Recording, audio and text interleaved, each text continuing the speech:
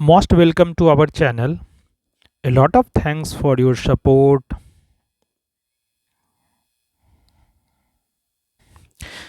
आज हम लोग भारत के संविधान का सिक्स्थ टॉपिक देसी रियासतों का भारत में विलय ये पढ़ने वाले हैं। देसी रियासतों का भारत में विलय, आइए देखते हैं। रियासतों को भारत में सम्मिलित करने के लिए सरदार वल्लभ भाई पटेल के नेतृत्व में रियासती मंत्रालय बनाया गया था। किसके नेतृत्व में बनाया गया था?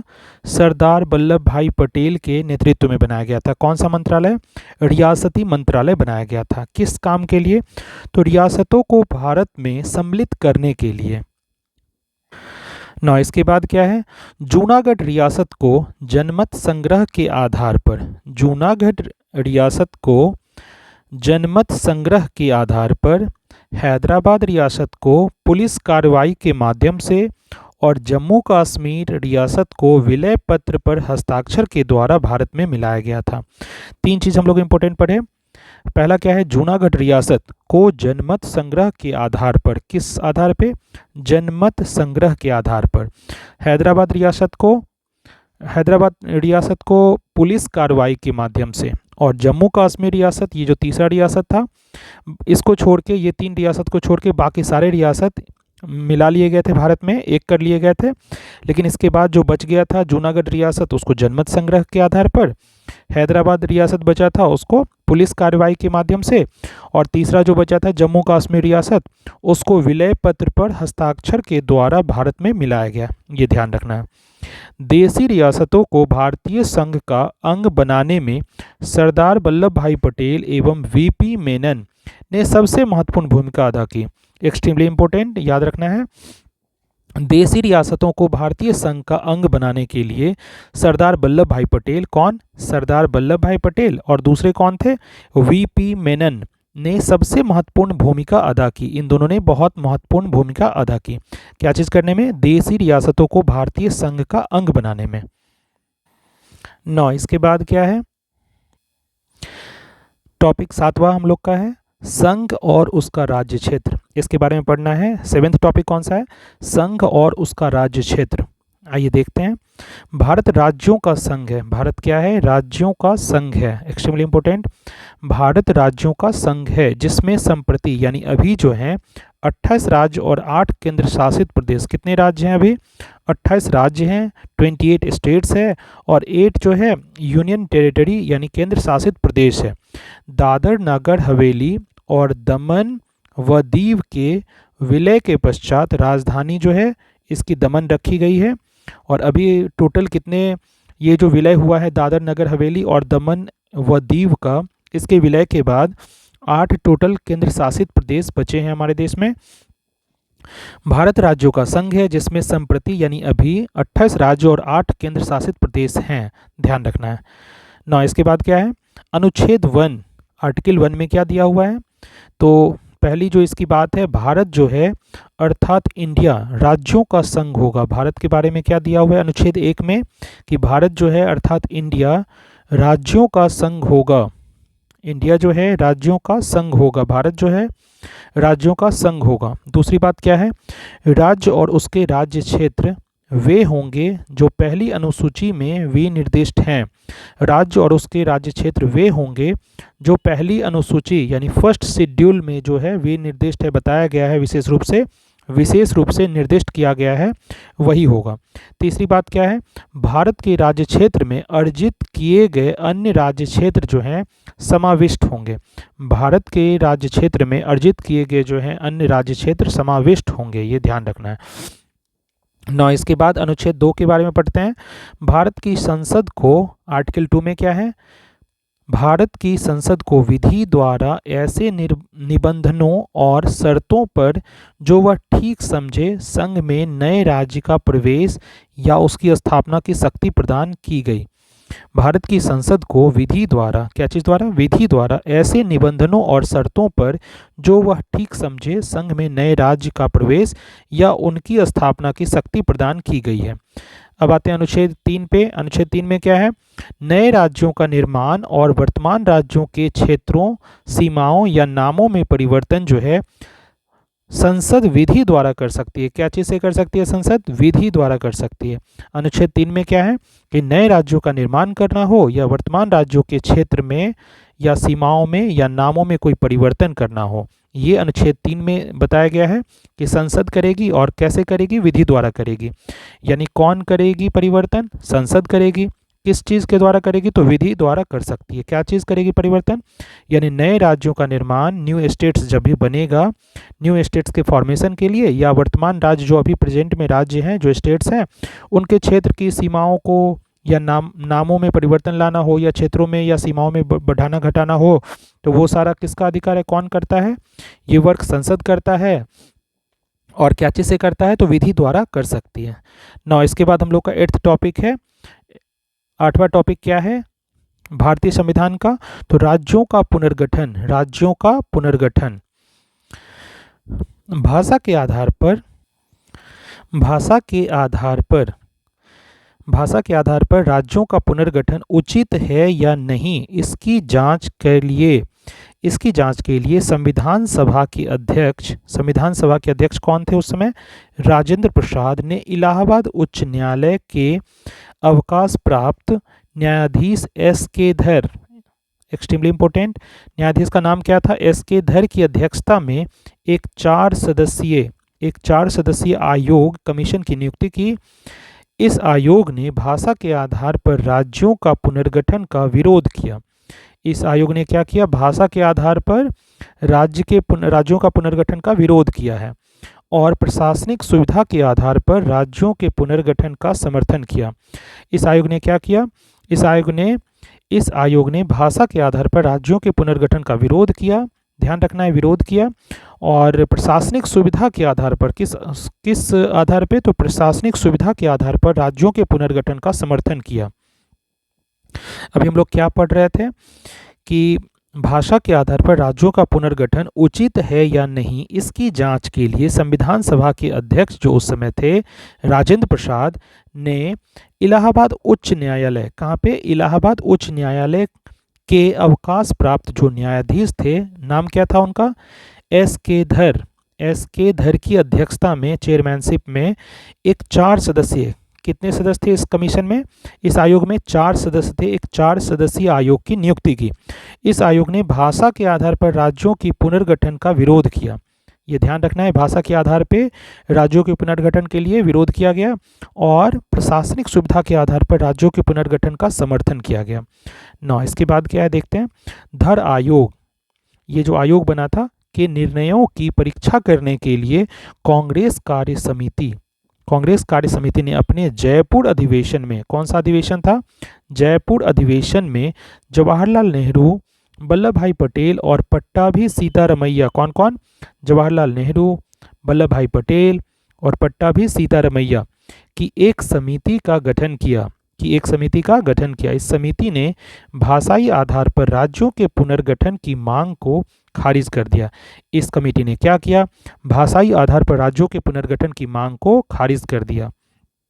9, इसके बाद क्या है? नेहरू पटेल एवं सीतारमैया JVP समिति के नाम से जाना जाता है। समिति की रिपोर्ट के बाद मद्रास राज्य के तेलुगु भाषियों ने पोटी श्री रामुल्लू के नेतृत्व में आंदोलन प्रारंभ कर दिया। ये जो कमेटी थी, समिति, नेहरू पटेल व सीतारमैया यानी JVP समिति की रिपोर्ट के बाद, जब ये रिपोर्ट आया तो मद्रास राज्य, कौन सा राज्य? मद्रास राज्य के तेलुगु भाषियों ने किनके नेतृत्व में? पोटी श्री रामुल्लू के नेतृत्व में आंदोलन प्रारंभ कर दिया। इन्होंने आंदोलन प्रारंभ हुआ। 58 दिन के आमरण अनशन के बाद 15 दिसंबर 1952 ईस्वी को रामुल्लू की मृत्यु हो गई। ये ध्यान रखना है, 58 दिन तक इन्होंने आमरण अनशन किया, जिसके बाद 15 दिसंबर को, कब? 15 दिसंबर 1952 ईस्वी को रामुल्लू की मृत्यु हो गई। रामुल्लू की मृत्यु के बाद प्रधानमंत्री नेहरू ने तेलुगु भाषियों, किसके लिए? तेलुगु भाषियों के के लिए पृथक आंध्र प्रदेश के गठन की घोषणा कर दी। फिर बाद में डिसीजन ले लिया गया। रामुलु की मृत्यु के बाद प्रधानमंत्री, उस समय प्रधानमंत्री कौन थे? नेहरू जी। जवाहरलाल नेहरू ने तेलुगु भाषियों के लिए, किसके लिए? तेलुगु भाषियों के लिए पृथक आंध्र प्रदेश, अलग से आंध्र प्रदेश के गठन की घोषणा कर दी, अनाउंसमेंट हो गया। 1 अक्टूबर 1953 ईस्वी को आंध्र प्रदेश राज्य का गठन हो गया। एक्सट्रीमली इंपॉर्टेंट, 1 अक्टूबर 1953 ईस्वी को आंध्र प्रदेश राज्य का गठन हो गया। यह राज्य जो है स्वतंत्र भारत में भाषा के आधार पर गठित होने वाला पहला राज्य था। एक्सट्रीमली इंपॉर्टेंट, यह राज्य किस टाइप का राज्य बना? यह राज्य जो है स्वतंत्र भारत में यानी इंडिपेंडेंट इंडिया में भाषा के आधार पर, लैंग्वेज के बेसिस पे गठित होने वाला पहला राज्य था। ध्यान रखना है। उस समय आंध्र प्रदेश की राजधानी क्या थी? कर्नूल। उस समय आंध्र प्रदेश की राजधानी कर्नूल थी। अब क्या है? राज्य पुनर्गठन आयोग के अध्यक्ष फजल अली थे। राज्य पुनर्गठन आयोग के अध्यक्ष कौन थे? फजल अली। इसके अन्य सदस्य कौन कौन थे? पंडित हृदयनाथ कुंजरू और सरदार KM पन्नीकर, ये दोनों थे। राज्य पुनर्गठन आयोग के अध्यक्ष कौन थे? फजल अली थे और इनके अन्य सदस्य जो थे पंडित हृदयनाथ कुंजरू और सरदार KM पन्नीकर थे। ना इसके बाद क्या है? राज्य पुनर्गठन अधिनियम जुलाई 1956 ईस्वी में पास किया गया। कब पास किया गया? राज्य पुनर्गठन अधिनियम जो है जुलाई 1956 ईस्वी में पास किया गया। ध्यान रखना है। इसके अनुसार भारत में 14 राज्य एवं 6 केंद्र शासित प्रदेश स्थापित किए गए। इसके अनुसार क्या हुआ? भारत में 14 राज्य एवं 6 केंद्र शासित प्रदेश स्थापित किए गए। राज्य पुनर्गठन आयोग जो है 1953 में गठित हुआ था। राज्य पुनर्गठन आयोग 1953 में गठित हुआ था, ये ध्यान रखना है। ना इसके बाद क्या है? नवंबर 1954 ईस्वी को फ्रांस की सरकार ने अपनी सभी बस्तियों पांडिचेरी, यनाम, चंद्रनगर और कैरिकल को भारत को सौंप दिया। 28 मई 1956 ईस्वी को इस संबंध में संधि पर हस्ताक्षर हो गए। इसके बाद इन सभी को मिलाकर पांडिचेरी संघ राज्य क्षेत्र का गठन किया गया। एक्सट्रीमली इंपॉर्टेंट, ध्यान रखना है। पांडिचेरी कैसे बना, इसके बारे में हम लोग पढ़ रहे थे कि नवंबर 1954 ईस्वी को फ्रांस की सरकार ने, कहाँ की सरकार? फ्रांस की सरकार ने अपनी सभी बस्तियां, इनकी कौन कौन सी बस्ती थी?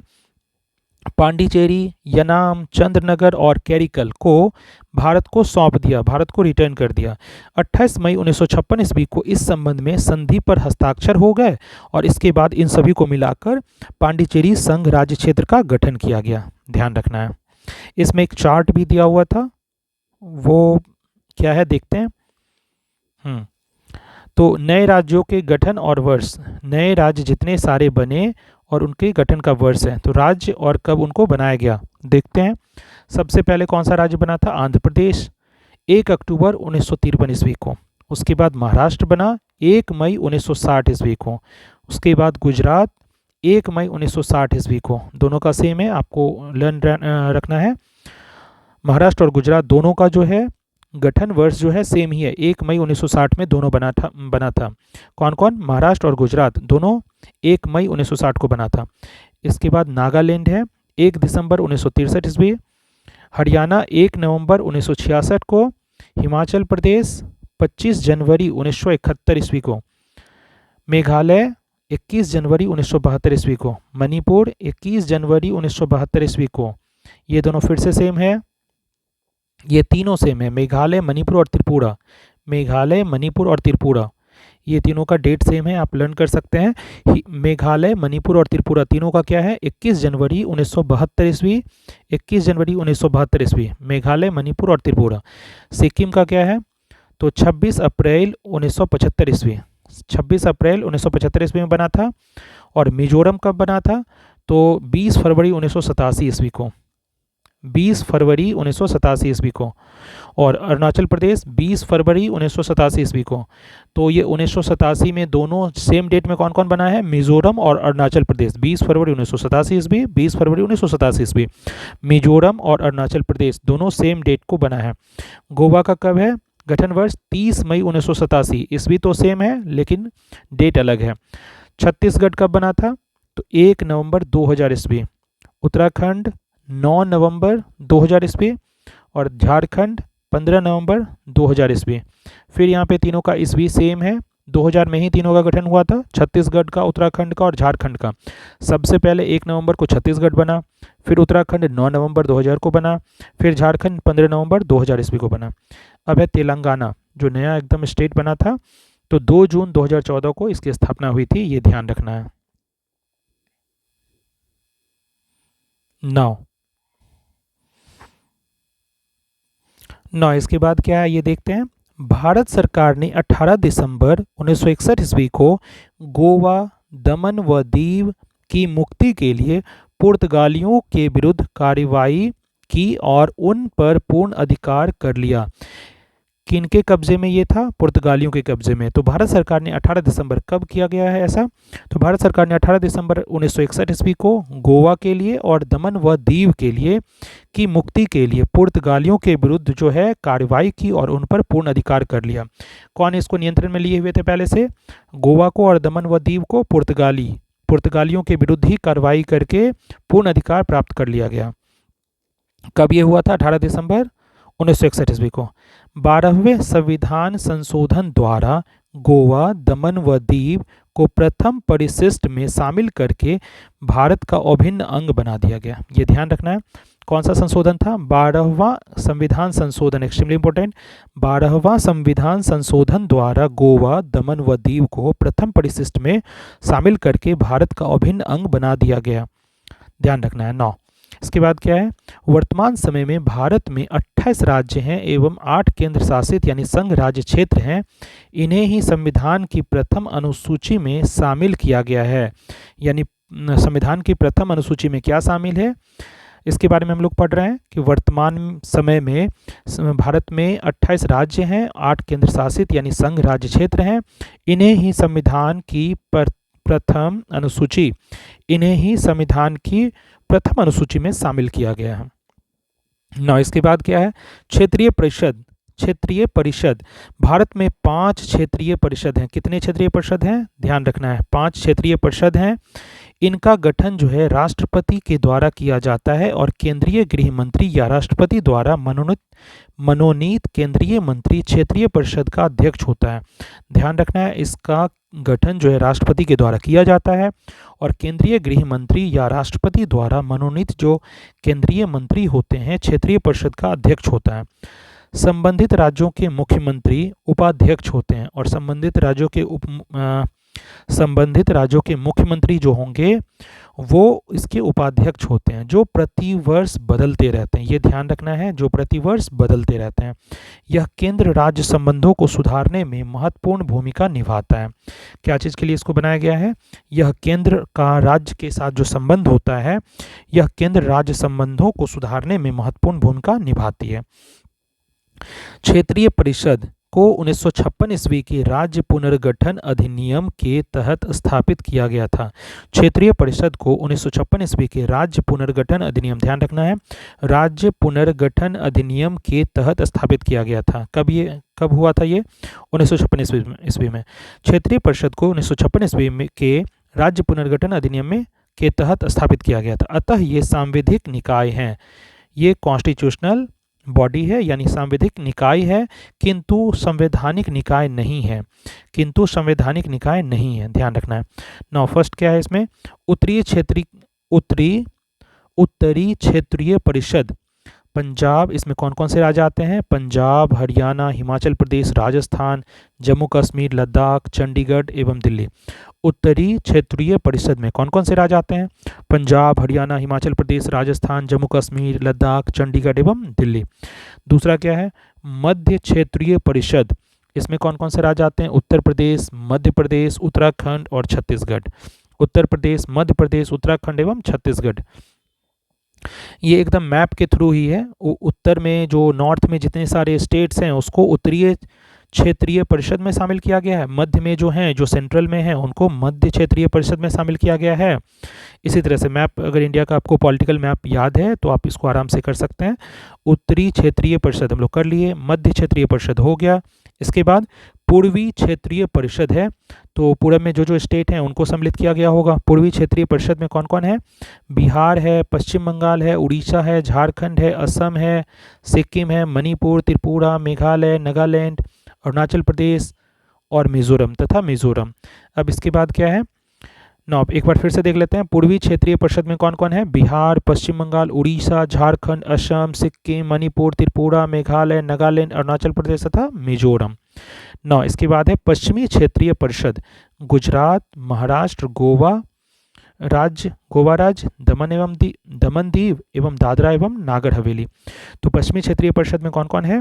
गुजरात, महाराष्ट्र, गोवा, दमन दीव एवं दादरा एवं नागर हवेली।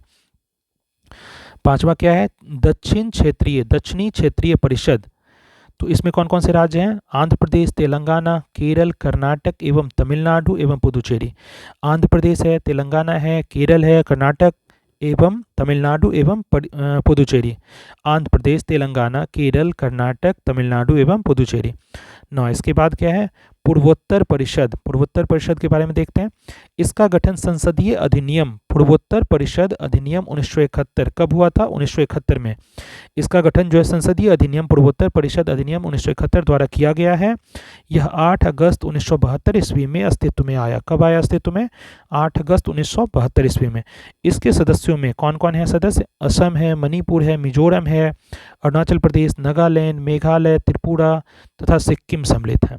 1994 में सिक्किम पूर्वोत्तर परिषद का 8वां सदस्य बना। एक्सट्रीमली इंपॉर्टेंट, ध्यान रखना है। 1994 ईस्वी में सिक्किम जो है, कौन सा राज्य? सिक्किम पूर्वोत्तर परिषद का 8वां सदस्य बना। इसके कार्य कुछ अतिरिक्त कार्यों सहित वही हैं जो क्षेत्रीय परिषदों के हैं। इसका कार्य सेम टू सेम वही है, कुछ अतिरिक्त कार्य भी हैं लेकिन बाकी कार्य जो हैं क्षेत्रीय परिषद के ही जैसे हैं।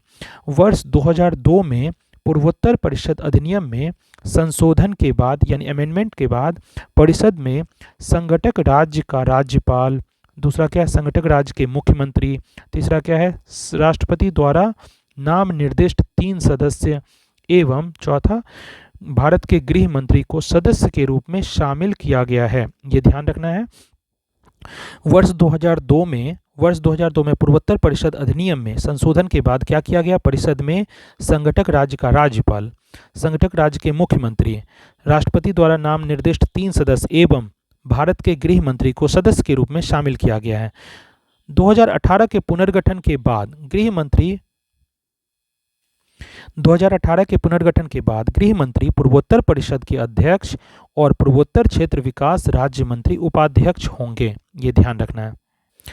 9, इसके बाद एक चार्ट है, देख लेते हैं। चार्ट में क्या है?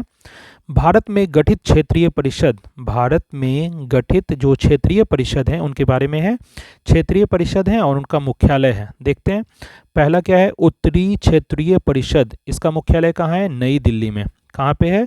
उत्तरी क्षेत्रीय परिषद का मुख्यालय नई दिल्ली में है। दूसरा क्या है? मध्यवर्ती क्षेत्रीय परिषद, इसका मुख्यालय कहाँ है? इलाहाबाद में। मध्यवर्ती क्षेत्रीय परिषद का मुख्यालय कहाँ है? इलाहाबाद में। पूर्वी क्षेत्रीय परिषद, इसका मुख्यालय कहाँ है? कोलकाता में। पूर्वी क्षेत्रीय परिषद का मुख्यालय कहाँ है? कोलकाता में। पश्चिमी क्षेत्रीय परिषद का मुख्यालय कहाँ है? मुंबई में। पश्चिमी क्षेत्रीय परिषद का मुख्यालय मुंबई में है। दक्षिणी क्षेत्रीय परिषद का मुख्यालय चेन्नई में है। ये सब ध्यान रखना है। 9, इसके बाद क्या है? 9th जो टॉपिक है हमारा वो है भारतीय नागरिकता।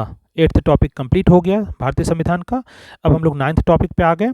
भारतीय नागरिकता भाग 2 में है, अनुच्छेद 5 से 11 में जो है हमारे संविधान में, उसके बारे में हम लोग पढ़ेंगे। भारतीय नागरिकता के बारे में हम लोग पढ़ने वाले हैं, जो भारतीय संविधान के भाग 2 में अनुच्छेद 5 से 11 के बीच है। ये ध्यान रखना है।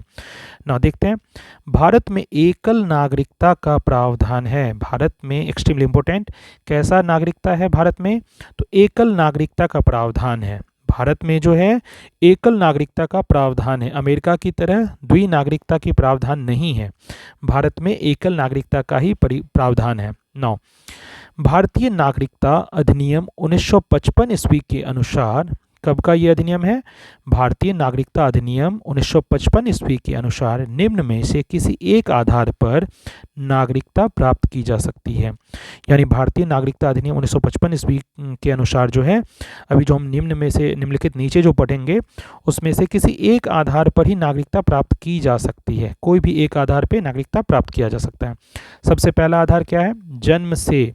तो प्रत्येक व्यक्ति जिसका जन्म संविधान लागू होने अर्थात 26 जनवरी 1950, ये कौन सा डेट है? तो संविधान जब लागू हुआ था, संविधान लागू होने का कौन सा तिथि है? 26 जनवरी 1950 ईस्वी। तो प्रत्येक व्यक्ति जिसका जन्म संविधान लागू होने अर्थात 26 जनवरी 1950 ईस्वी को या उसके पश्चात भारत में हुआ हो, वह जन्म से ही भारत का नागरिक होगा। ये ध्यान रखना है। प्रत्येक व्यक्ति जिसका जन्म जो है संविधान लागू होने अर्थात 26 जनवरी 1950 ईस्वी को या उसके पश्चात भारत में हुआ हो, वह जन्म से ही भारत का नागरिक होगा। अपवाद में देखना है राजनयिकों के बच्चे और विदेशियों के बच्चे, ये अपवाद हैं। राजनयिकों के बच्चे और विदेशियों के बच्चे को छोड़कर इन सब पे ये अप्लाई होगा। 9, दूसरा क्या है? वंश परंपरा द्वारा नागरिकता। वंश परंपरा द्वारा भी नागरिकता प्राप्त की जाती है। देखते हैं क्या है। भारत के बाहर अन्य देश में 26 जनवरी 1950 ईस्वी के पश्चात जन्म लेने वाला व्यक्ति जो है भारत का नागरिक माना जाएगा। भारत के बाहर अन्य देश में 26 जनवरी 1950 के पश्चात जन्म लेने वाला व्यक्ति जो होगा भारत का नागरिक माना जाएगा यदि उसके जन्म के समय उसके माता या पिता में से कोई भारत का नागरिक हो। यदि उसके जन्म के समय, ध्यान रखना है, उसके जन्म के समय क्या क्राइटेरिया होना चाहिए? यदि उसके जन्म के समय उसके माता पिता में से कोई एक भारत का नागरिक हो, ध्यान रखना है, तब वो वंश परंपरा के अनुसार नागरिकता उसको प्राप्त हो जाएगी, उस बच्चे को। 9, इसके बाद क्या है? माता की नागरिकता के आधार पर विदेश में जन्म लेने वाले को नागरिकता प्रदान करने का प्रावधान नागरिकता संशोधन अधिनियम 1992 द्वारा किया गया है। ये एक्सट्रीमली इम्पोर्टेंट भी है और ध्यान भी रखना है कि माता की नागरिकता के आधार पर, अभी जो हम लोग पढ़ रहे थे, उसके जन्म के समय उसके माता और पिता में से कोई भारत का नागरिक हो, तो उसमें जो ये माता वाला बात है कि माता की नागरिकता के आधार पर विदेश में जन्म लेने वाले को नागरिकता प्रदान करने का प्रावधान नागरिकता संशोधन अधिनियम 1992 में। कब ये किया गया? इसका प्रावधान नागरिकता संशोधन अधिनियम 1992, ध्यान रखना है, नागरिकता संशोधन अधिनियम 1992 द्वारा किया गया है। 9, तीसरा पार्ट क्या है? देशीयकरण द्वारा नागरिकता। देशीयकरण से भी नागरिकता प्राप्त की जाती है। आइए देखते हैं इसके बारे में। भारत सरकार से देशीयकरण का प्रमाण पत्र प्राप्त कर भारत की नागरिकता प्राप्त की जा सकती है। भारत सरकार द्वारा या भारत सरकार से देशीयकरण का प्रमाण पत्र यानी सर्टिफिकेट प्राप्त करके भारत की नागरिकता जो है प्राप्त की जा सकती है। देशीयकरण द्वारा नागरिकता में क्या पढ़ना है कि भारत सरकार से देशीयकरण का प्रमाण पत्र प्राप्त कर यानी सर्टिफिकेट अगर आपको प्राप्त हो जाए तो भारत की नागरिकता प्राप्त की जा सकती है। 9, इसके बाद क्या है? 4th में पंजीकरण द्वारा नागरिकता। पंजीकरण यानी रजिस्ट्रेशन से भी नागरिकता प्राप्त की जाती है। रजिस्ट्रेशन द्वारा भी सिटीजनशिप जो है प्राप्त की जाती है। देखते हैं, निम्नलिखित वर्गों में आने वाले लोग पंजीकरण यानी रजिस्ट्रेशन द्वारा भारत की नागरिकता प्राप्त कर सकते हैं। निम्नलिखित वर्गों में आने वाले लोग जो हैं पंजीकरण के द्वारा भारत की नागरिकता प्राप्त कर सकते हैं। पहला क्या है? वे व्यक्ति जो पंजीकरण प्रार्थना पत्र देने की तिथि से 6 माह पूर्व 6 मंथ पहले से भारत में रह रहे हों। वे व्यक्ति जो पंजीकरण यानी रजिस्ट्रेशन जो प्रार्थना पत्र देने की तिथि से 6 माह पूर्व यानी 6 मंथ बिफोर से, पहले से 6 महीना पहले से भारत में रह रहे हों। फिर दूसरा कौन है? वे भारतीय जो अनडिवाइडेड इंडिया यानी अविभाज्य भारत से बाहर किसी देश में निवास कर रहे हों। वे भारतीय जो अविभाज्य भारत से बाहर किसी देश में निवास कर रहे हों। तीसरा क्या है? वे स्त्रियां जो भारतीयों से विवाह कर चुकी हैं या भविष्य में विवाह करेंगी। इन सब का जो अभी पढ़ रहे हैं इन सब का क्या होगा, पंजीकरण यानी रजिस्ट्रेशन द्वारा ये सिटीजनशिप मिल सकता है इनको। तीसरा क्या पढ़ रहे थे, वे स्त्रियां जो भारतीयों से विवाह कर चुकी हैं या भविष्य में विवाह करेंगी। ना इसके बाद क्या है, भारतीय नागरिकों के नाबालिग बच्चे, भारतीय नागरिकों के नाबालिग बच्चे। ना इसके बाद क्या है, राष्ट्रमंडलीय देशों के नागरिक जो भारत में रहते हों या भारत सरकार की नौकरी कर रहे हों। राष्ट्रमंडलीय देशों यानी कॉमनवेल्थ कंट्रीज जो हैं उनके नागरिक जो भारत में रहते हों या भारत सरकार की नौकरी कर रहे हों, आवेदन पत्र देकर भारत की नागरिकता प्राप्त कर सकते हैं, ये ध्यान रखना है। नौ इसके बाद क्या है, भूमि विस्तार द्वारा, ये पांचवा कंडीशन है, पांचवा जो टाइप है वो भूमि विस्तार द्वारा भी नागरिकता प्राप्त की जाती है। देखते हैं कैसे, यदि किसी नए भूभाग को भारत में शामिल किया जाता है, यदि किसी नए भूभाग को भारत में शामिल किया जाता है तो उस क्षेत्र में निवास करने वाले जो व्यक्ति हैं, व्यक्तियों को स्वतः यानी अपने आप ऑटोमेटिक रूप से भारत की नागरिकता प्राप्त हो जाती है, ध्यान रखना है। भूमि विस्तार द्वारा भी नागरिकता प्राप्त की जा सकती है। क्या है इसमें, यदि किसी नए भूभाग को भारत में शामिल किया जाता है तो उस क्षेत्र में निवास करने वाले व्यक्तियों को स्वतः भारत की नागरिकता प्राप्त हो जाती है। नौ अब क्या है, भारतीय नागरिकता संशोधन अधिनियम 1986, भारतीय नागरिकता संशोधन अधिनियम 1986 कब आया था, ये 1986 ईस्वी, इसके बारे में पढ़ना है। इस अधिनियम के आधार पर भारतीय नागरिकता संशोधन अधिनियम 1955 ईस्वी में निम्न संशोधन किए गए थे। यानी पहले वाला जो हमारा था भारतीय नागरिकता संशोधन अधिनियम 1955, इसके बाद भारतीय नागरिकता संशोधन अधिनियम 1986 में जो आया इसमें संशोधन किया गया। तो क्या क्या संशोधन किया वो हम लोग देखेंगे। इस अधिनियम के आधार पर भारतीय नागरिकता संशोधन अधिनियम 1955 ईस्वी में निम्न संशोधन किए गए हैं, देखते हैं। पहला संशोधन क्या है, अब भारत में जन्मे केवल उस व्यक्ति को ही नागरिकता प्रदान की जाएगी जिसके माता पिता में से एक भारत का नागरिक हो। पहला क्या है, अब भारत में जन्मे केवल उस व्यक्ति को ही नागरिकता प्रदान की जाएगी जिसके माता पिता में से एक भारत का नागरिक हो। ना दूसरा क्या है, जो व्यक्ति पंजीकरण यानी रजिस्ट्रेशन के माध्यम से भारतीय नागरिकता प्राप्त करना चाहते हैं उन्हें अब भारत में कम से कम 5 वर्षों तक निवास करना होगा। जो व्यक्ति रजिस्ट्रेशन के माध्यम से भारतीय नागरिकता प्राप्त करना चाहते हैं उन्हें अब भारत में कम से कम 5 वर्षों तक निवास करना होगा। पहले यह अवधि कितने दिन की थी, ये 6 माह की थी, ध्यान रखना है। पहले ये 6 मंथ की थी, अब ये 5 ईयर्स का हो गया। जो व्यक्ति पंजीकरण यानी रजिस्ट्रेशन के माध्यम से भारतीय नागरिकता इंडियन सिटीजनशिप प्राप्त करना चाहते हैं उन्हें अब भारत में कम से कम कितने दिन के लिए, 5 वर्ष के लिए, 5 वर्षों तक निवास करना होगा। पहले यह अवधि कितनी थी, 6 मंथ यानी 6 माह की थी। नौ इसके बाद क्या है, देशीयकरण द्वारा नागरिकता तभी प्रदान की जाएगी जबकि संबंधित व्यक्ति कम से कम 10 वर्षों तक भारत में रह चुका हो। ये ध्यान रखना है, देशीयकरण द्वारा नागरिकता तभी प्रदान की जाएगी जब जो संबंधित व्यक्ति है कम से कम 10 ईयर्स 10 वर्षों तक भारत में रह चुका हो। पहले यह अवधि 5 वर्ष था, इसको डबल कर दिया गया है, 5 वर्ष पहले था अब 10 वर्ष कर दिया गया है। तो ये ध्यान रखना है कि देशीयकरण द्वारा नागरिकता तभी प्रदान की जाएगी जबकि संबंधित व्यक्ति कम से कम 10 वर्षों तक भारत में रह चुका हो। पहले यह अवधि 5 वर्ष थी। नागरिकता संशोधन अधिनियम 1986 जम्मू कश्मीर व असम सहित भारत के सभी राज्यों पर लागू होगा। एक्सट्रीमली इंपॉर्टेंट, ये बताया गया है कि नागरिकता संशोधन अधिनियम ये 1986 जिसके बारे में पढ़ रहे थे संशोधन के बारे में, तो ये जम्मू कश्मीर व असम सहित भारत के सभी राज्यों पर लागू होंगे। नौ इसके बाद क्या है, भारतीय नागरिकता का अंत कैसे होगा, तो भारतीय नागरिकता का अंत जो है निम्न प्रकार से हो सकता है। पहला क्या है कि नागरिकता का परित्याग करने से, पहला तो है कि नागरिकता का अगर आप नागरिकता का परित्याग कर देते हैं तो आपकी नागरिकता का अंत हो जाएगा। फिर दूसरा क्या है, किसी अन्य देश की नागरिकता स्वीकार कर लेने पर, अगर आप किसी अन्य देश की नागरिकता स्वीकार कर लेते हैं तो भी आपकी नागरिकता का अंत हो जाएगा। और तीसरा क्या है, सरकार द्वारा नागरिकता छीनने पर, यह भी हो सकता है कि सरकार द्वारा नागरिकता छीन ली जाए तो भी नागरिकता का अंत हो जाएगा। यानी भारतीय नागरिकता का अंत 3 तरीके से हो सकता है।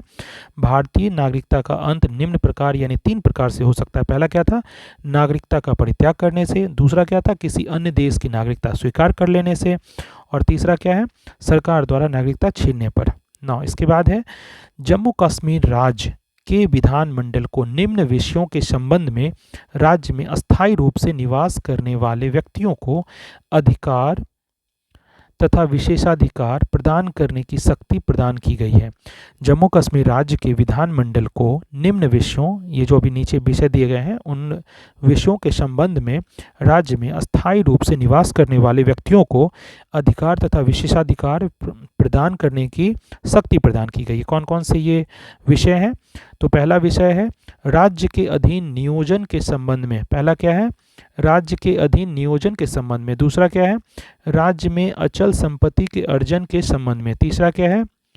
पहला था राज्य के अधीन नियोजन के संबंध में, दूसरा है राज्य में अचल संपत्ति के अर्जन के संबंध में, तीसरा है राज्य में अस्थायी रूप से बस जाने के संबंध में, और चौथा क्या है? छात्रवृत्तियां अथवा इसी प्रकार की सहायता जो राज्य सरकार प्रदान करे। तो ये सारे विषयों पर जम्मू कश्मीर राज्य के विधानमंडल को ये सारे जो विषय पढ़े के संबंध में राज्य में अस्थायी रूप से निवास करने वाले व्यक्तियों को अधिकार तथा विशेषाधिकार प्रदान करने की शक्ति प्रदान की गई है। इसके बारे में हम लोग पढ़ रहे थे।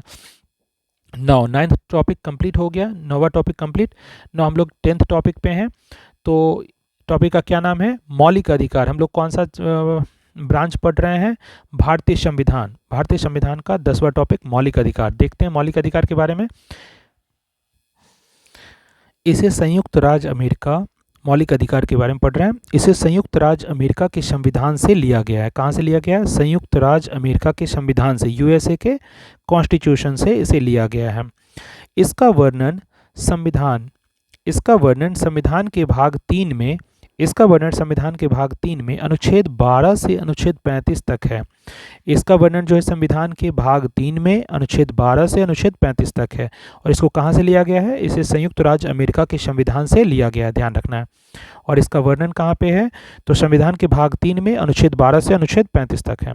संविधान के भाग 3 को भारत का अधिकार पत्र या मैग्ना कार्टा कहा जाता है। Extremely important. संविधान के भाग 3 को ही भारत का अधिकार पत्र या मैग्ना कार्टा कहा जाता है। इसे मूल अधिकारों का जन्मदाता भी कहा जाता है। इसे मूल अधिकारों का जन्मदाता भी कहते हैं। इसे क्या कहा जाता है? मूल अधिकारों का जन्मदाता। मैग्ना कार्टा एक फ्रांसीसी शब्द है। मैग्ना कार्टा कौन सी शब्द है? फ्रांसीसी शब्द है। प्रयोग जो है इंग्लैंड में ज़्यादा होता है। मैग्ना कार्टा एक फ्रांसीसी शब्द है जिसका प्रयोग कहाँ होता है? इंग्लैंड में होता है। नौ अब क्या है? भारतीय नागरिकों के लिए मौलिक अधिकारों के प्रावधानों के अनुप्रयोग में राज्य शब्द का उपयोग व्यापक अवधारणा में किया गया है। भारतीय नागरिकों के लिए मौलिक अधिकारों के प्रावधानों के अनुप्रयोग में राज्य शब्द का प्रयोग जो है व्यापक अवधारणा मतलब स्पेशल कॉन्सेप्ट में किया गया है। राज्य शब्द को परिभाषित अनुच्छेद 12 करता है। कौन सा अनुच्छेद करता है? राज्य शब्द को परिभाषित जो है अनुच्छेद 12 करता है। राज्य शब्द में निम्नलिखित शामिल हैं, यानी कहीं अगर राज्य लिखा हुआ है उसमें क्या क्या शामिल हैं? भारत सरकार। दूसरा क्या है? पहला क्या है? भारत सरकार। यानी ये राज्य शब्द को परिभाषित जो अनुच्छेद 12 करता है उसके बारे में हम लोग पढ़ रहे हैं कि राज्य शब्द में निम्नलिखित शामिल है। राज्य शब्द में क्या क्या शामिल है? पहला क्या है? भारत सरकार। दूसरा क्या है? भारत की संसद। तीसरा क्या है? प्रत्येक राज्य की सरकार एवं विधानमंडल। चौथा क्या है? भारत के राज्य क्षेत्र के भीतर सभी स्थानीय एवं अन्य प्राधिकार। तो इतना व्यापक इसका अवधारणा है, तो ध्यान रखना है। राज्य शब्द को परिभाषित अनुच्छेद 12 करता है और राज्य शब्द में निम्नलिखित शामिल है। कौन कौन सी चीज शामिल है? पहला था भारत सरकार, दूसरा है भारत की संसद, तीसरा है प्रत्येक राज्य की सरकार एवं विधानमंडल तथा चौथा है भारत के राज्य क्षेत्र के भीतर सभी स्थानीय और अन्य प्राधिकार। ना इसके बाद क्या है? अनुच्छेद 13। अनुच्छेद 13 में क्या दिया हुआ है देखते हैं।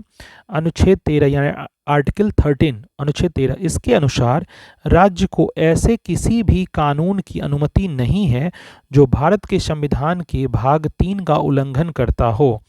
इसके अनुसार क्या है? अनुच्छेद 13 के अनुसार, इसके अनुसार राज्य को ऐसे किसी भी कानून की अनुमति नहीं है जो भारत के संविधान के भाग 3 का उल्लंघन करता हो।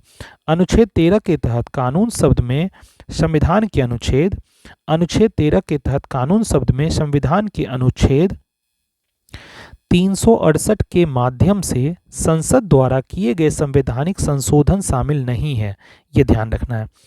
नौ, इसके बाद क्या है, मौलिक अधिकारों में संशोधन हो सकता है, मौलिक अधिकारों में संशोधन हो सकता है एवं राष्ट्रीय आपात के दौरान अनुच्छेद 352 जीवन एवं व्यक्तिगत स्वतंत्रता के अधिकार को छोड़कर अन्य मौलिक अधिकारों को स्थगित किया जा सकता है।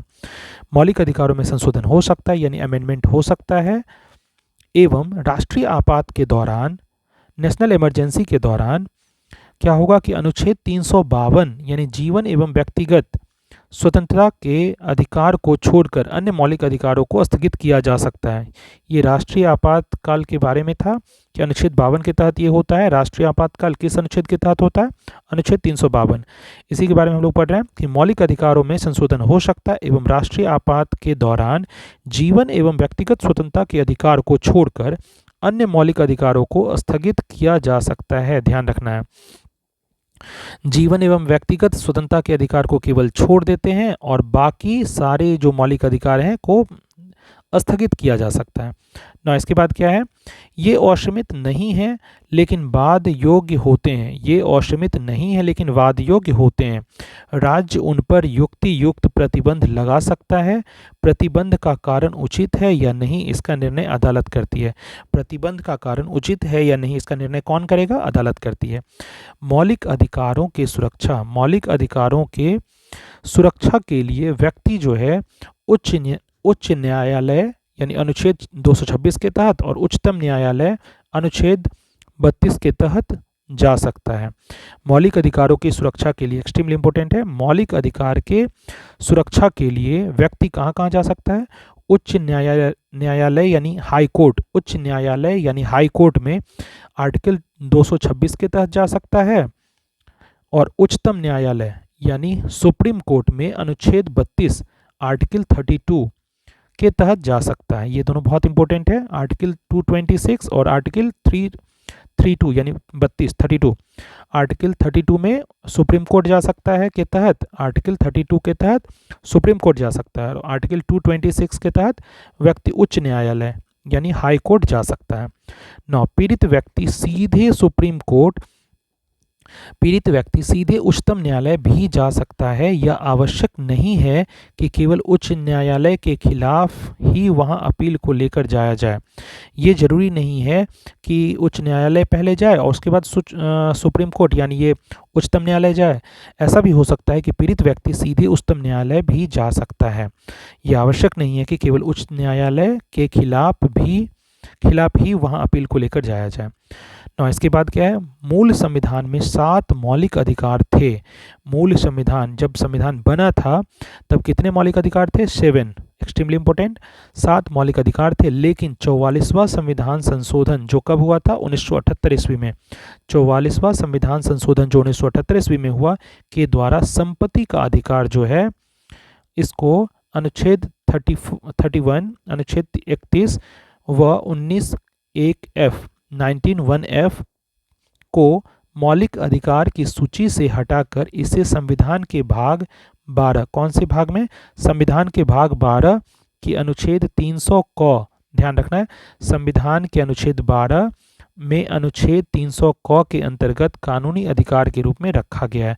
अब कौन सा अधिकार ये हो गया है? कानूनी अधिकार हो गया, एक्सट्रीमली इंपॉर्टेंट। तो मूल संविधान में 7 मौलिक अधिकार थे, लेकिन 44वां संविधान संशोधन जो 1978 ईस्वी में हुआ था के द्वारा कौन सा?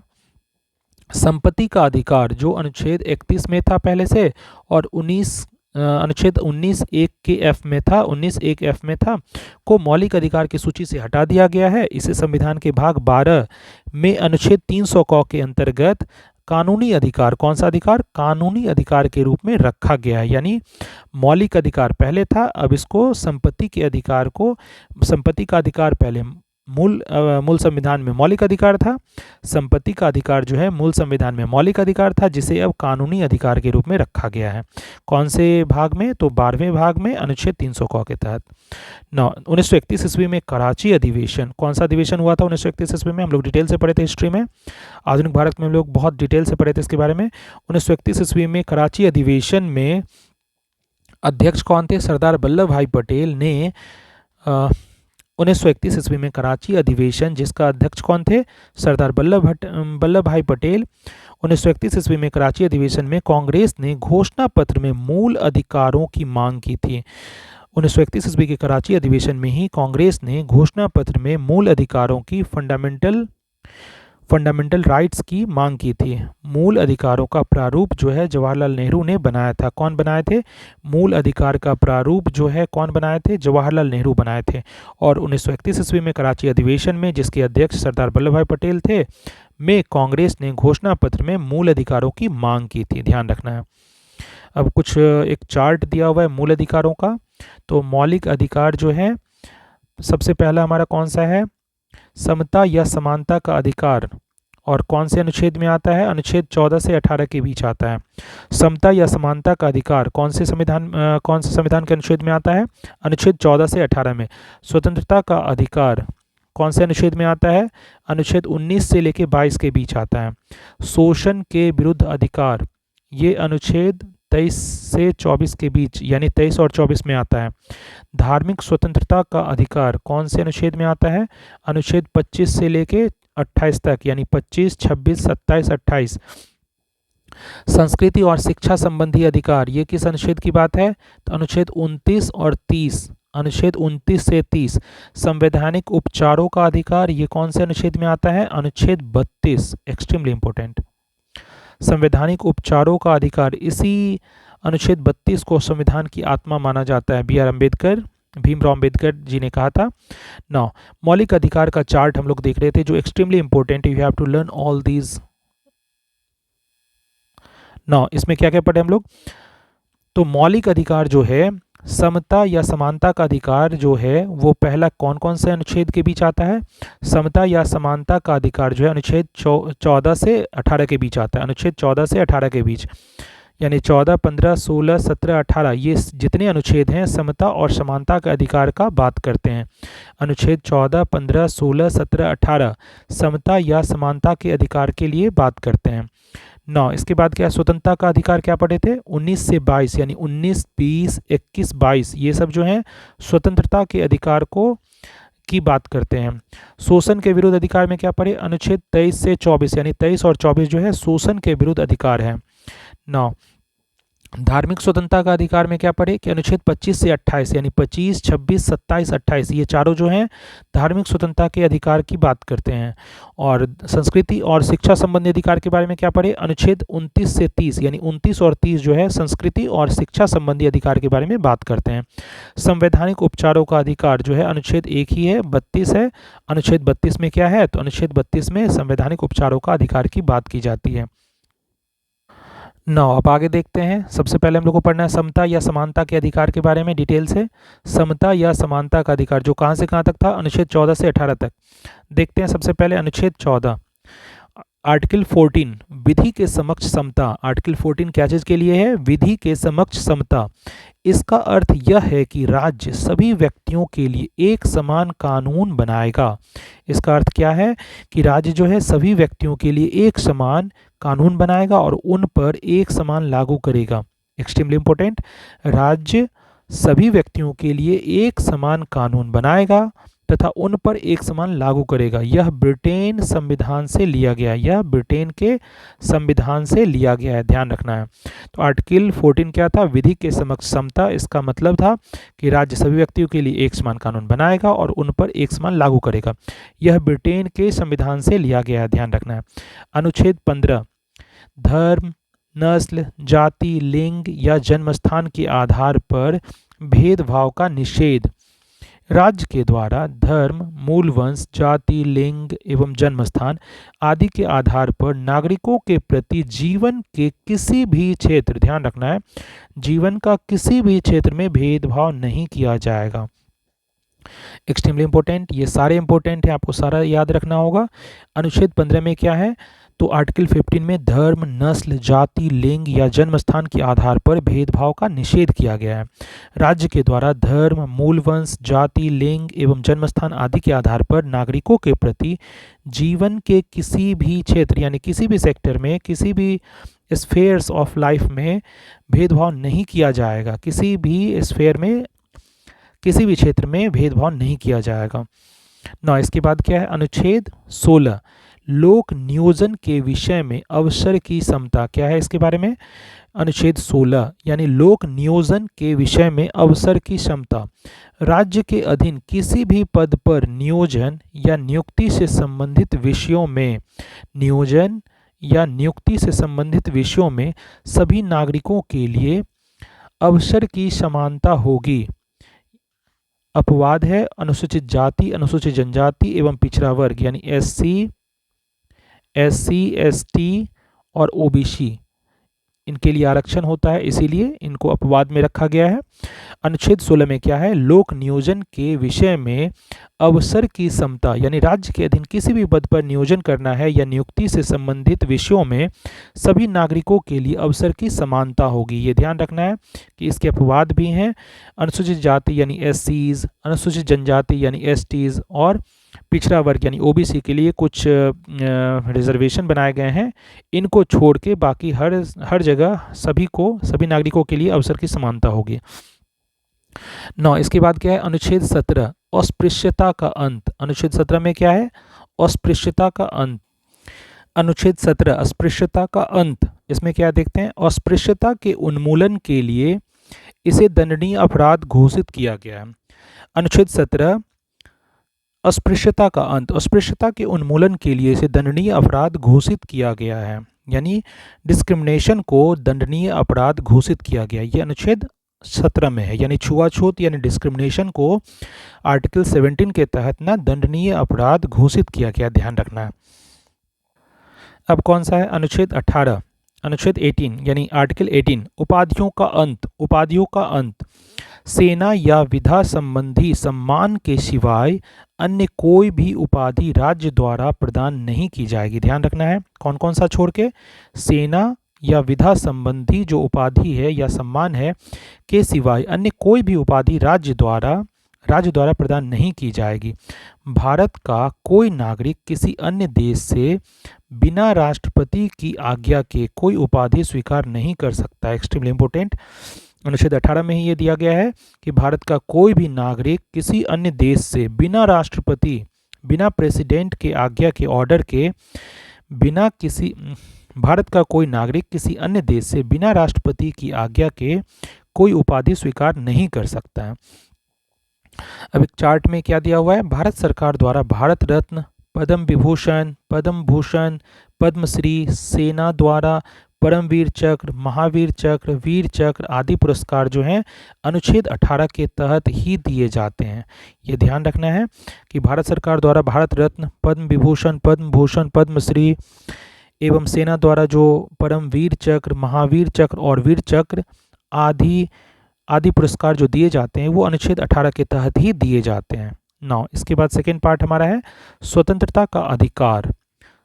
स्वतंत्रता का अधिकार के बारे में पढ़ते हैं। अनुच्छेद 19, अनुच्छेद 19 में क्या है, मूल संविधान में 7 तरह की स्वतंत्रता का उल्लेख था। कितने तरह का, 7। मूल संविधान में 7 तरह की स्वतंत्रता का उल्लेख था, एक्सट्रीमली इंपॉर्टेंट। अब सिर्फ 6 हैं। मूल संविधान में 7 तरह की स्वतंत्रता का उल्लेख था, लेकिन अब टोटल कितने हैं, 6 हैं। अनुच्छेद 19F यानी संपत्ति का अधिकार, ऑलरेडी हम लोग डिस्कस किए थे। अनुच्छेद 19F संपत्ति का अधिकार जो है 44वां संविधान संशोधन जो 1978 ईस्वी में आया था के द्वारा हटा दिया गया है, ध्यान रखना है, एक्सट्रीमली इंपॉर्टेंट। अनुच्छेद 19 में क्या पढ़ना है, मूल संविधान में 7 तरह की स्वतंत्रता का उल्लेख था, अब सिर्फ 6 बचे हैं।